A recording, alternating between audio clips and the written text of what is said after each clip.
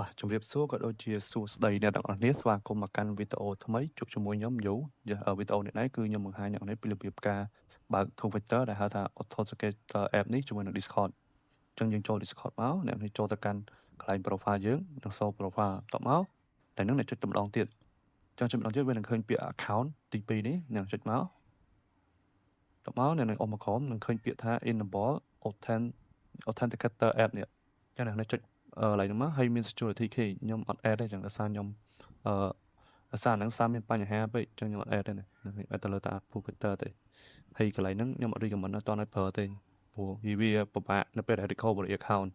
អញ្ចឹងចូល authentication app មកអញ្ចឹងនៅពេលដែលចូល app ហ្នឹងហើយវានឹងឲ្យយើង download app មួយចេញពី App Store យើងឬក៏ Play Store ហ្នឹងអ្នកហ៊ាន search ហ្នឹងមក search វាថានេះ Google Authenticator នេះអញ្ចឹងចូលមកខ្ញុំចូល App Store ទូរស័ព្ទខ្ញុំចាំតិចចូល App Store មកតមកយើង search ពាក្យថា Google Authenticator នេះខាងលើនេះចុចមកនេះ profile វាពណ៌សនេះជារបស់ Google អញ្ចឹងអ្នកហ៊ាន download មកអញ្ចឹងពេល download អ្នកនឹងទៅបាន app ដែរអញ្ចឹងយើងចូល Discord យើងវិញមក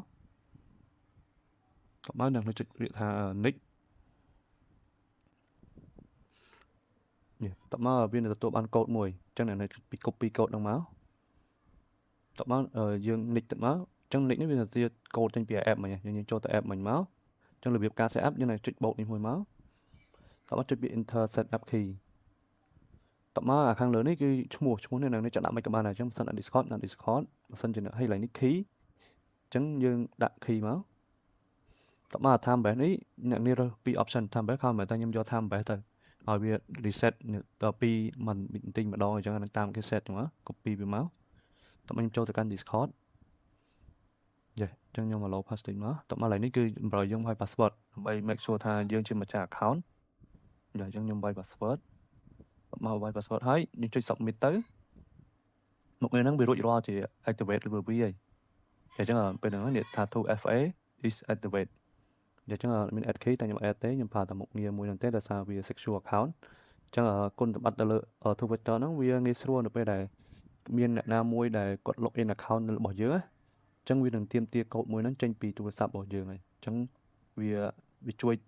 security account យើងដែរចេះឧទាហរណ៍ឥឡូវឧទាហរណ៍ខ្ញុំ log out សិនតោះមកខ្ញុំ login ម្ដងទៀតនៅពេលដែល login ហ្នឹងខ្ញុំចូល account ខ្ញុំអាមិញហ្នឹងមកតែទៅខ្ញុំ recommend ឲ្យអ្នកប្រើ app ហ្នឹងស្រួលអញ្ចឹងខ្ញុំបាយ password